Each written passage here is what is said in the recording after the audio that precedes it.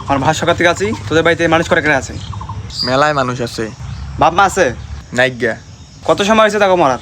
আরে মরে নাই, বাজারে গেছে। ও সরি। দাদা আছে? নাইগা। বাজারে গেছে?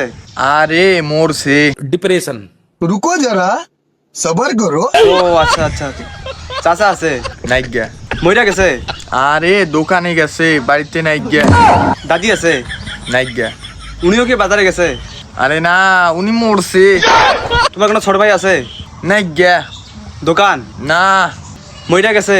আরে কোচিং এ গেছে, বাড়িতে নাইগা।